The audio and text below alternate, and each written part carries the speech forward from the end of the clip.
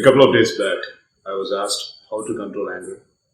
One parent was asking me to teach his child to control the anger. Wrong question to the wrong person, or right question to the wrong person, or wrong question to the right person. I don't know, but controlling the anger is a very big challenge, as you all know. You see, anger is one emotion. If it is reduced, the other core emotions will also get reduced. Let's say, for example, if you go to a warrior and you ask the warrior to reduce his anger before he goes inside the battlefield. You go to an athlete and he has been facing a streak of failure for the past 3 or 4 years. And he's going to hit the track. And you ask him to reduce that anger. You go to a person who is attending an interview.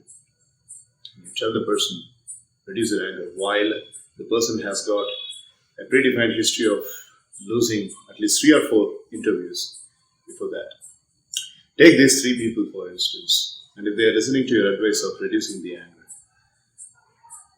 they won't perform well. The warrior will not perform well in the battlefield. The athlete will again flunk on the track, and this guy will end up losing another job interview. Sometimes the anger is the fuel, because when you reduce their anger, the other departmental elements will also get it done. Some people in the gym, they hit the gym and they ask the coach, I want my tummy to get reduced. I'll do planks and I'll do everything you say. I'll even go for a diet. I want my tummy to get reduced. And the coach says, well, you have to get slim for that. No. My shoulder blade should not get shrunk and my total body should have the same shape, and this alone should get reduced. It's not possible. It's in fact a foolish way of approaching slimness. Likewise, sometimes anger, when it is reduced, it will have its own impact. But if you rephrase the question from controlling the anger and keep the anger on check, then we can speak about some solutions. Keeping the anger on check, it's a very important behavior. It's in fact a value system. We always have some trends set in our lives, right? Like, if it is in the month of November, I'll do this. If it is in the month of February, I'll be normally doing this. If it is in the month of March and April, I'll go on a vacation.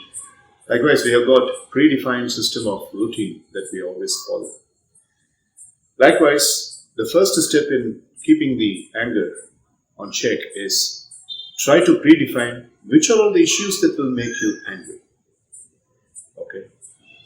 Advising this is easy for me, but I have tried this. Which are all the things that are really making you angry?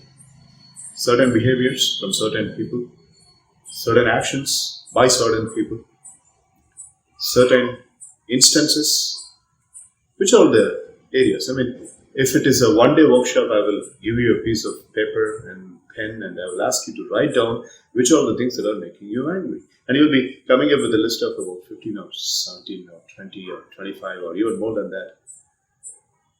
But most importantly, you will have to acknowledge that when you are preparing such a list, your mind starts thinking only the recent avenues. No. I want you to go beyond your recent avenues. I want you to go years and years back. When was the first time you were blamed? When was the first time people started stating that you are getting angry? Which age it was? Preteen, teen, adolescent, after becoming an adult? When you were a school student, when you were a college student? When? If I'm right, it was actually at the age of 6. You have started becoming angry at the age of 6. Seriously, when you're a tiny little child.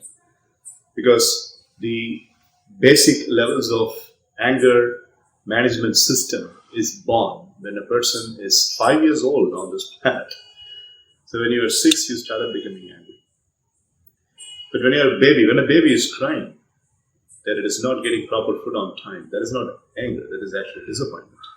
Don't confuse with that. But when you're 6, having the recognition that you are a boy or a girl, having a recognition that you have got these and these kinds of limitations in your life, you started becoming angry. Go back to that time period. Or talk to your mom. She knows it better. She remembers that. Talk to your dad. He remembers that. Talk to your brother. Talk to your friend. They all remember that. As a one simple question, what was the nature of instances that was making me angry? It could be anything. When you don't get something, you'll become angry. Choice 1. Now, when mom was not behaving in this way, you used to get angry. Choice 2. No. You used to have a strict standard within your mind, and when something is going beyond the standard, you used to get angry. Very interesting. Very important one. Do we note it down? Choice 3, right? No.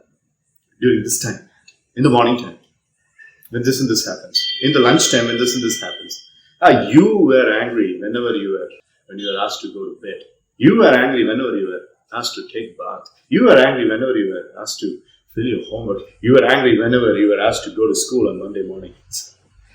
You'll get that embryo of anger. You see, only if you find that, you will be able to keep your anger on check. Otherwise, keeping the anger on check is impossible. So after watching this video, take a moment to write down which are the instances that have really made you start becoming angry.